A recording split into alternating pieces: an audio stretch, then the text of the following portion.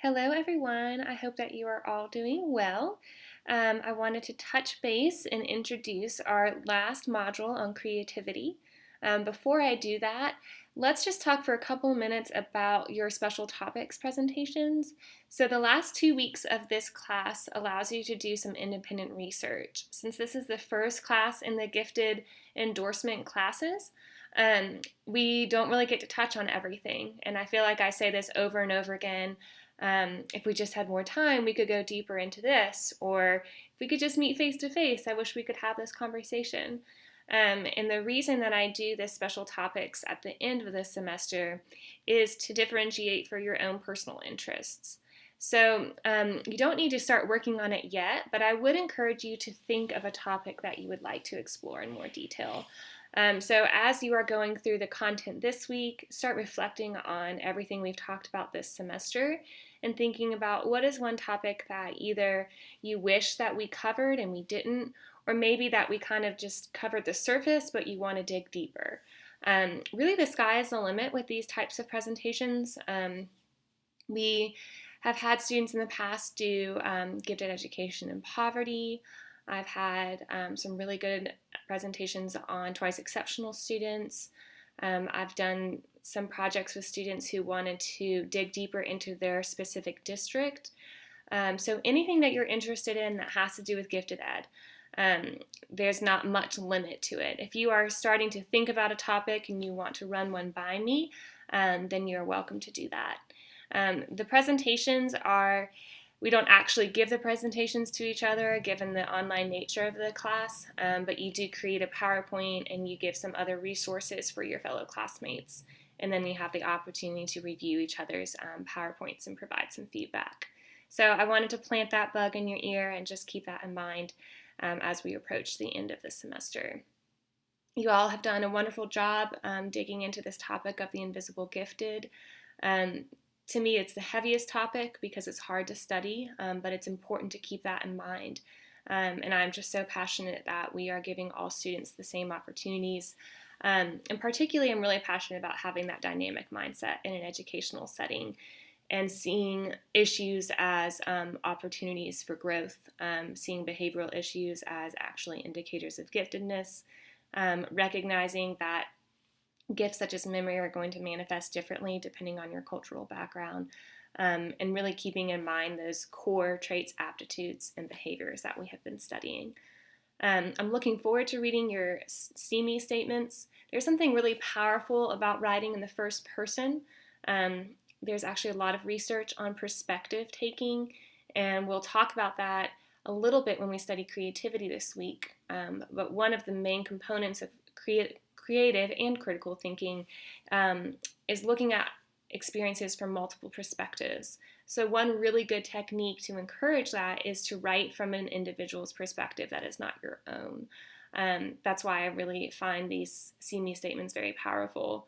I've done a couple of other similar activities with students. I've actually done a poem in two voices where I have the student write one part of the poem from the perspective of the student and the other part from the perspective of the teacher, and then at times they say things together. That's also a really powerful tool. I just like to share teaching strategies. I've done that in an elementary setting, looking at like divisive times in history or even different characters in a story. But taking perspective of someone or something else is really important to that open-mindedness and that flexibility. And as you'll see this week, that's very important to creative thinking. So I wanted to introduce creativity. Once again, this case study is based on a personal experience. So we're looking into the life of an English language arts teacher, and her name is Veronica. And of course, I use pseudonyms and everything, but this is a true story. So there was an English language arts teacher who, she was quite creative and she really wanted to instill more creativity in her classes. So she had this activity for her students to complete. I believe it was introduced on a Friday. She brought in this pillowcase full of just random objects, pencils, a CD case, a spatula, random things.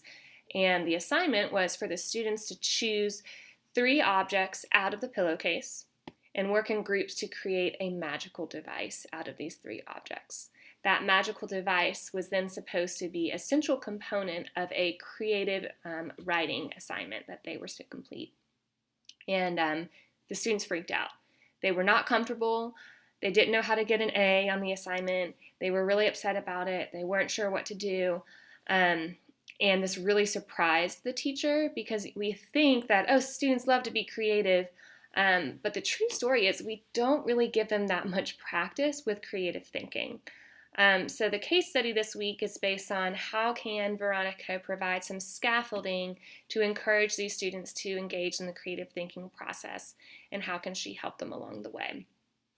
I want to talk just briefly about creativity. I won't talk too long given the fact that you haven't read the library materials yet. But one of the first things that you will notice is there is not one definition of creativity. So researchers are still debating this topic, still debating what does creativity really mean. And actually, as a scholar, or more researcher, I wouldn't call myself a scholar in creativity, I get this question a lot, like how can you study something when you can't define it? Creativity just seems so nebulous, so what are you even studying? And my initial reaction to that is, well, so is intelligence. Intelligence is super nebulous, and everyone is going to define intelligence differently, whether it's Gardner or Sternberg, or are we defining it as just general intelligence or crystallized intelligence or fluid intelligence? However, within our society, we are much more prone to think we can capture intelligence than we can capture creativity.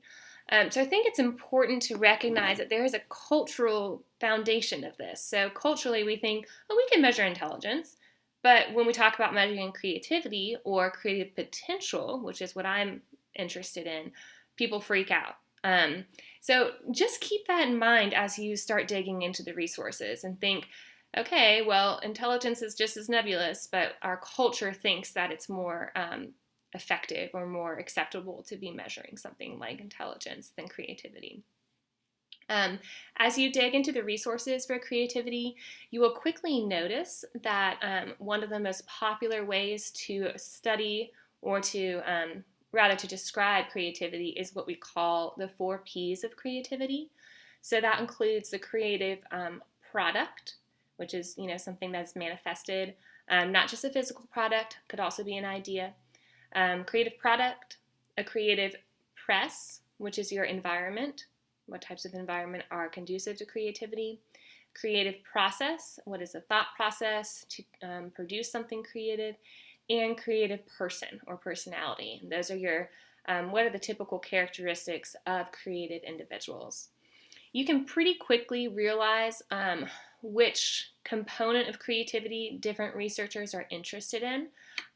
Some individuals are more interested in scaffolding the creative process, so they'll dig into that. Others are more interested in creative work environments. If you've heard of Teresa Amabile, she spells her name Amabile. She's super famous in the world of business creativity. If we think about Google, you better bet that Google has creativity consultants who are helping them build a creative environment that would be conducive to their employees. So when we talk about creativity, if we look at the product, what we call the standard definition for creativity, this is kind of taken off in the past couple of years, maybe 2006, I think it was. The standard definition of creativity is pretty product focused, and it states that in order for a product to be creative, it needs to be both original or new, but it also needs to be useful. It needs to have some element of purpose. And really, it's those 2 ideas that come together to make something creative. Now, certain individuals are going to have an issue with that. There is some debate on what does useful mean. I'm very into personal creativity. So, for example, a child who creates their own language, that language could be very new, clearly. It could also be very useful for that child personally. Others would say, well, it's not actually useful because no one else is using that language. So it depends on if you're looking at creativity from a personal perspective or more of a societal perspective. But you will see that there's more to creativity than just lots of random ideas. You've got to do something with the ideas. So as we talk about creativity in education, there is, if you were to Google the top characteristics that employees are looking for, most of those lists, I just looked at a Forbes list not long ago, either say critical thinking or creative thinking or critical and creative thinking. So creativity is in high demand, but we don't really know how to support it in the classroom, or at least we don't often support it in the classroom. So when we look at how to support creativity in the classroom, I think it's very important to think about those 4 P's of creativity. So I can't just think about the creative person without also thinking about the creative press and building the correct kind of environment. So I'll just give you a couple of ideas to get you started in terms of this case study. But for example, with creative press, one thing that's really important is that we are not squelching. The literal term is a squelcher, that we're not squelching creative thoughts. So when a student raises their hand and they say something that's a little out there, it's tempting to be like, what are you doing? That's wrong. That's not right. And that is squelching the creativity. Another common example is when a student is doodling and they should be taking notes, and immediately we say, what? Stop doodling. That's squelching the creativity. In education, my big thing is, instead of squelching it, to redirect it. So for example, I think I included this in your library. I've had students do what I call doodle notes. And so if they are doodling a lot in class, I have them actually doodle the notes. If they are doodling, I make them do cartoons of their history notes instead of just like drawing flowers right next to it. So they're still using that creative skill, but they're repurposing it for something that's more related to the content. Other things that are conducive to creativity in terms of press, flexibility. Are your students always sitting in the same place? There's a lot to be said, but for the opportunity to sit on the floor every once in a while, or to get up and move every once in a while. So look into creative press when we think about that case study. Also, creative process. We always tell students, oh, we want you to think creatively, but there's one answer to this test question. We want you to think creatively, but make sure you bubble correctly on this standardized test. So no wonder students are stressed when we ask them to think and perform creatively, because they don't have practice. So we do need to provide a lot of important scaffolding, a lot of important creative thinking scaffolding in terms of the creative process. I like to look at different components of creative thinking, so you can look into fluency is usually the first one, which is a lot of different ideas. List as many ideas as possible. You can look at originality, which is listing ideas you think no one else will think of. Flexibility, lots of different components of ideas. Or elaboration, meaning lots of details added to one idea. And this is all in your library. But giving lots of different scaffolding for, here's some tools for you in this creative process. When we look at personality, different personality characteristics, again, I mentioned openness to experience, flexibility, being sure that we're providing opportunities to encourage those types of characteristics. And then, of course, always thinking about that standard definition for product. So one thing about creativity in terms of my soapbox on gifted ed and just education in general, because creativity should 100% not be just focused on gifted education. It really needs to be instilled in all content areas. Oftentimes we think of creativity as something extra. I actually remember doing creative challenges on Fridays when I was in elementary school. And that was your one time to think creatively. Because of that, students don't understand that creative thinking skills can be used in math class, and that creative thinking skills can be used in history and in social studies. Well, pretty much the same thing, or English.